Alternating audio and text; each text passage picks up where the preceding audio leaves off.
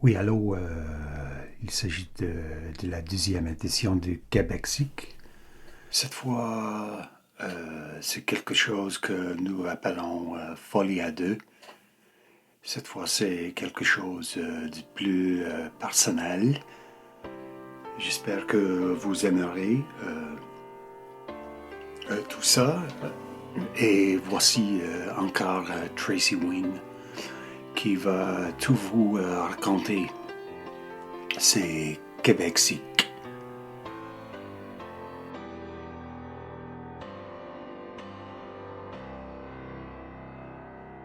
Bonjour, hi. Je me présente Tracy Wing. Les textes des balados podcasts conçus par John sur sa plateforme Who Killed Teresa sont un peu comme des mini-séries. Pour cette année, les podcasts de John seront un peu plus épisodiques et aléatoires. Il a distillé quelques histoires qu'il a entendues ou lues au fil des ans et nous ferons un reportage sur ceux qu'il a trouvés les meilleurs. C'est un peu comme plonger dans le bac à poubelle de la belle province. Sauf que vous n'êtes pas obligé de le faire. Tu sais, parce que ça pue. John a passé au crible de la marde et il en a fait du compost pour vous, notre audience. Cela signifie que tout n'aura pas une conclusion nette.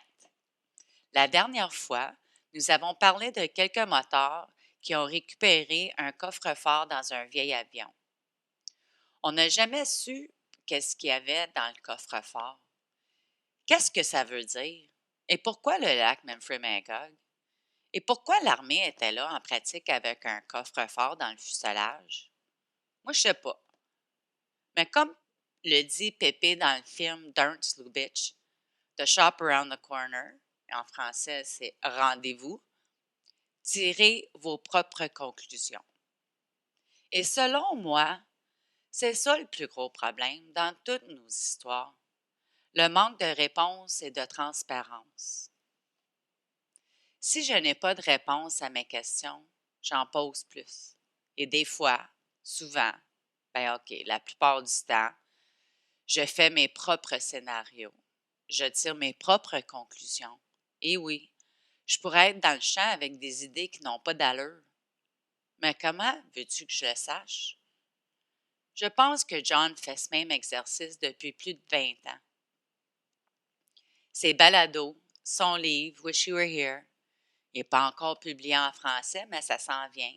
Son podcast, sa mission sont les meilleurs exemples de vouloir une réponse à ces questions. Avec plus de 2000 cas non résolus au Québec, les questions sans réponse, là, ça finit plus. John Allor, lui, il est peut-être pas dans le champ, et ses scénarios, ses réponses et ses théories ont de l'allure. Mais des fois, comme plusieurs de nous, il est pas mal dans le champ. Il existe une théorie encore plus effrayante que celle où il est, il est statistiquement improbable qu'un tueur en série n'ait pas commis 3 meurtres similaires en l'espace de 19 mois dans les cantons de l'Est. L'idée que toutes sortes de gens commettent des actes déplorables sans se faire pincer pour ces actes, y compris les meurtres non résolus des années 70 et 80 à l'époque du meurtre de la sœur à John. L'une des idées qui a persisté au fil des ans est la théorie folie à deux. Qu'il y avait plus d'un délinquant commettant ces meurtres, comme une expérience partagée et croissante avec un partenaire étant plus dominant, peut-être plus âgé que l'autre. La folie à deux classique peut être vue chez les sœurs Papin, deux femmes de ménage qui ont assassiné leur employeur au Le Mans en France, 1933.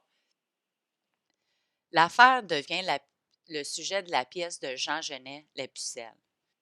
Une variante américaine est le meurtre d'un garçon de 14 ans par deux étudiants de l'Université de Chicago, Léopold et Loem.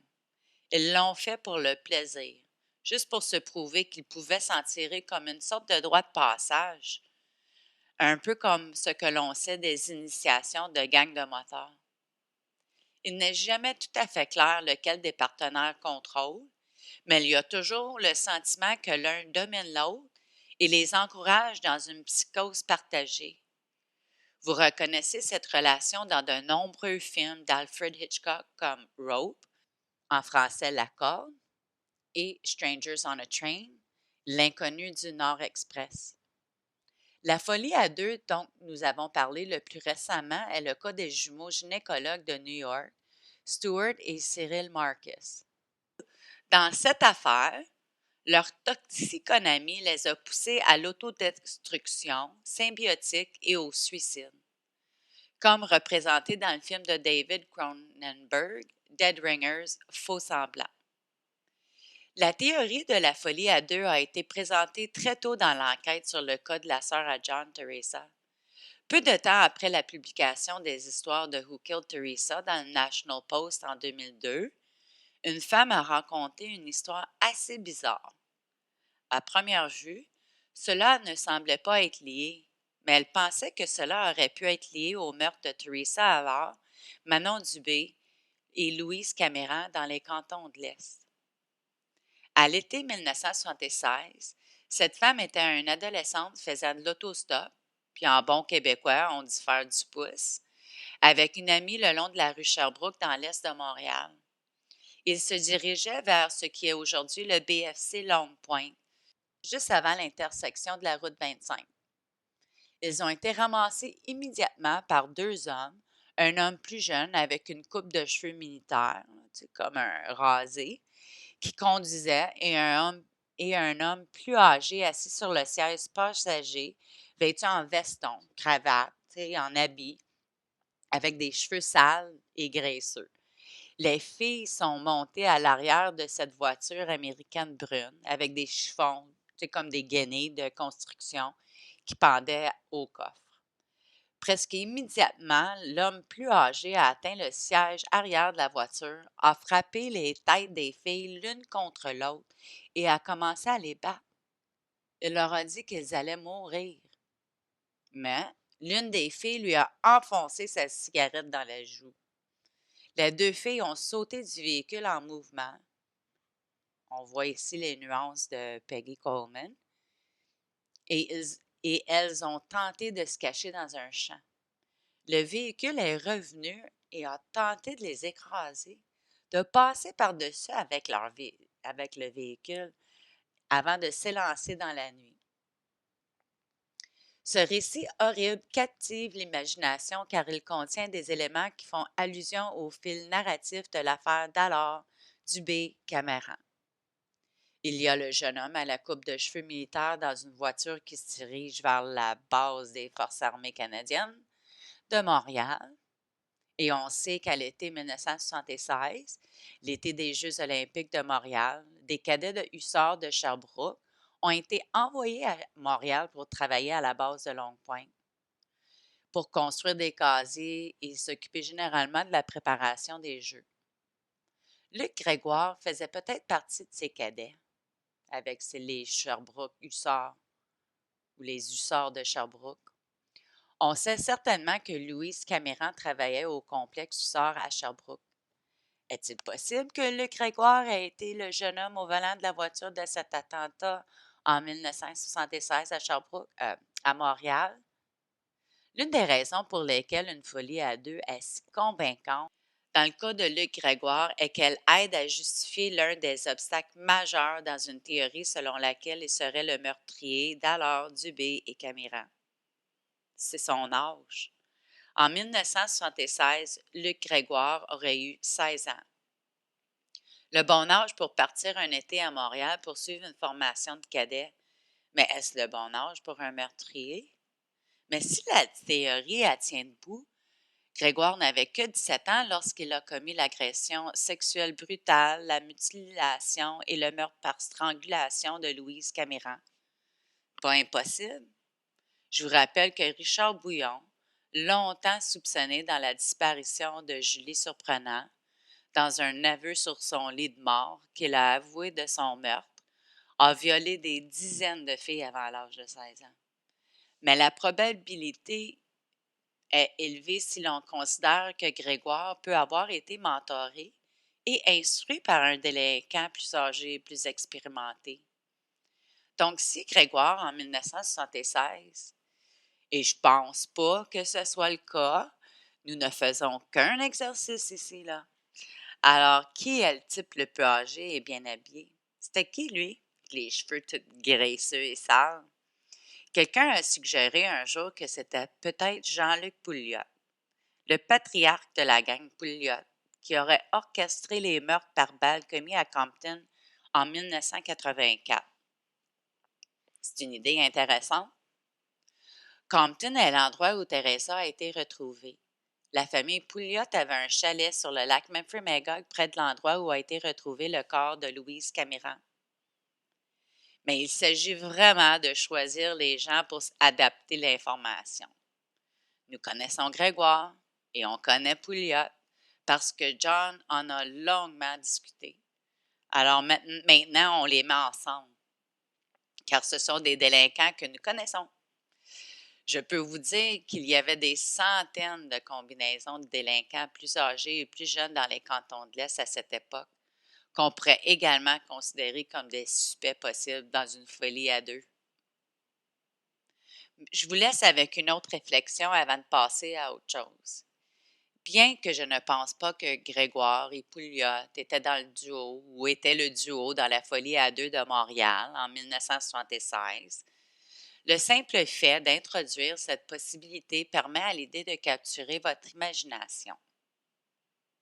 Peut-être qu'une meilleure approche serait d'examiner certains des cas que nous avons couverts de les années 70 et de déterminer lesquels d'entre eux peuvent avoir été commis par plus d'une personne. Sharon Pryor, tuée à Montréal en 1975, semble être un cas avec plus d'un délinquant.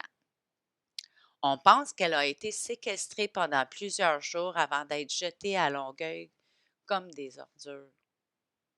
Louise Caméran est très similaire. Le ravin servant de dépotoir à Austin, près de Magog, n'est pas le lieu de sa torture et de son meurtre. Dans les deux cas, la police a toujours suggéré la possibilité que plusieurs personnes ont commis les meurtres. Jocelyne Hull, qui a disparu lors d'une soirée à Montréal, elle a été vue pour la dernière fois au Vieux-Munich, semble avoir été un meurtre par viol collectif. Elle a été jetée à Sainte-Calix, où vivaient de nombreux motards connus pour leur travail de se débarrasser des corps, des dépouilles. Si nous regardons le tableau suivant, puis vous pouvez toujours me suivre et voir les images et les tableaux en allant à www.theresaallard.com, c'est THERESAALLORE.com. Nous pouvons classer certains des deux de ces cas en deux groupes. Ce ne sont pas tous les cas. Si on en a omis, c'est parce qu'on ne savait pas trop où les mettre, dans quelle catégorie qu'ils tomberaient. Mais lorsque vous considérez ces deux groupes, quelque chose d'autre en commun devient assez évident. Un acteur du crime. On a Catherine Hawks, Lison Blais, Nicole Godreau. Plus d'un auteur du crime ou plus d'un délinquant. On a Sharon Pryor, Louise Caméran, Jocelyne Hull et Teresa Allard. Les regroupements de délinquants uniques, un seul auteur, comme Hawks, Blais, Gaudreau, sont tous des meurtres urbains. Les groupes de plus d'un délinquant sont tous ruraux. Compte tenu de cela, je dirais qu'il est plus facile pour une personne de commettre un meurtre dans une ville. Le travail peut être effectué sans être détecté. Vous pouvez être sur le chemin d'un autobus ou d'un métro assez rapidement. Cela implique aussi quelque chose du motif. Peut-être un vol de sac à main qui s'intensifie ou un vol de sac à main qui est la justification initiale pour masquer un crime à caractère plus sexuel. Alors ça, c'est un peu les pensées à John. Moi, en étant une fille qui a grandi dans les coins ruraux, à plusieurs endroits, surtout ici dans les cantons de l'Est, on est vraiment un endroit, les frontières qui sont proches, on a une autoroute, on a des centres de ski, c'est un endroit touristique, l'été, l'hiver avec les lacs, montagnes, là, regarde, tu sais, on habite vraiment dans le paradis, mais ce que ça aussi veut dire, c'est qu'on a beaucoup une population qui est en anglais, on dit transient, qui est tu sais, qui vient ici là, en passoire, là, tu sais, en passant. Là, il passe 2 jours ici, il passe 3 semaines ici en vacances à faire du ski, à avoir des chalets là, pour l'été ou pour l'hiver. Mais il y a aussi les camionneurs. Tu sais, dans ce temps-là, il n'y avait pas beaucoup de truck stops. Il y avait des sorties, il y a des chemins de terre, il y a un peu de tout. Là. Alors, je sais pas moi, si moi je dirais qu'un est plus facile que l'autre. Je pense que c'est plus ça ma conclusion. Alors, bon, on va continuer. Alors, les meurtres en groupe, par contre, ça suggère, là, on va tomber sur les délinquants singuliers et à plusieurs. Alors, la folie à deux. Alors, les meurtres en groupe suggèrent une autre chose, la virée, le gangbang, le trip, car les femmes, eux, sont sacrifiables. Mais ne nous attachons pas trop à cette distinction. Rappelons que Guy Croteau a agi seul lorsqu'il a récupéré Sophie Landry à une gare routière de Longueuil en 1987. Il l'a poignardée 173 fois et l'a jetée dans un champ de maïs au nord de Montréal. Pourquoi Teresa alors pourrait-elle être une question de folie à deux? John m'a conté ceci. Je suis un peu gênée de l'admettre, mais au début des années 2000, j'ai consulté une voyante, Laurie Campbell, connue grâce au livre The Afterlife Experiments. Elle a décrit que Teresa avait été récupérée juste à l'extérieur de sa résidence de Kings Hall à Compton, à la boîte aux lettres en fait. Il y avait une grosse voiture avec plus d'une personne à l'intérieur et elle a été persuadée de monter le véhicule. John me rappelle que ce n'est qu'une information. Ce n'est pas une preuve, là, mais c'est une information. La raison la plus convaincante est que ce que les preuves nous disent. Nous savons qu'elle a été vue pour la dernière fois au Cégep Champlain College à Lennoxville. Nous savons qu'elle voulait se rendre à sa résidence à environ 19 kilomètres de là, à Compton. Nous savons qu'il n'y avait pas d'autobus et qu'elle n'avait pas de voiture. Et nous savons qu'elle avait tendance à faire du pouce. Tu sais, on parle du pouce ici, là, mais dans les années 70 et 80, c'était pas rare de faire du pouce. Il n'y avait pas beaucoup d'autobus de disponibles. Les jeunes, il n'y avait pas beaucoup d'enfants, pas d'enfants, là, les jeunes n'avaient pas beaucoup de voitures pour se promener. Alors, c'était vraiment une façon d'aller d'un village à l'autre, d'aller voir nos amis. Moi, je me souviens bien que j'ai une copine à mon frère de la même époque. J'avais environ 10-12 ans. Puis elle habitait à Barnston, Airscliffe, là, dans ce bout-là. Elle s'appelait Carole. Puis elle en faisait du pouce. Puis elle se traînait sur sa personne un petit couteau, une arme blanche. Puis je m'en souviens encore comme si c'était hier.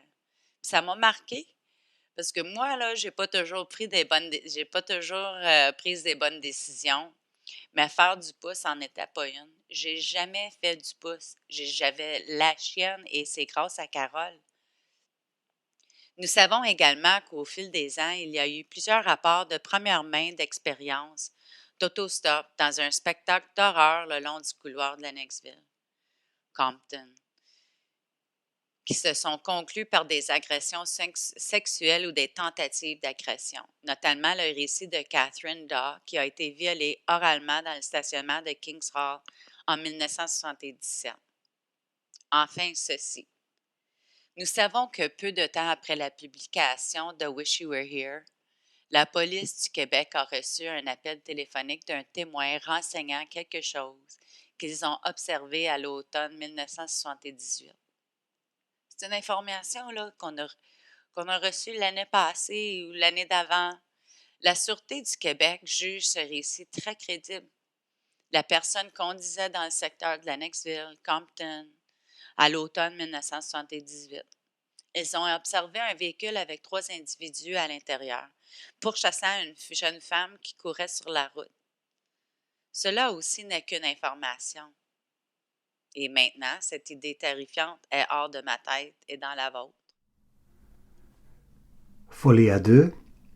Comme toujours, si vous avez des informations relatives de ces cas non résolus, contactez la Sûreté du Québec ou Centrale Information Criminelle 1-800-659-4264 ou CIC à sûreté.qc.ca.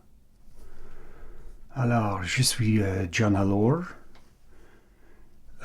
C'est Québec-Sic. Passez une bonne journée.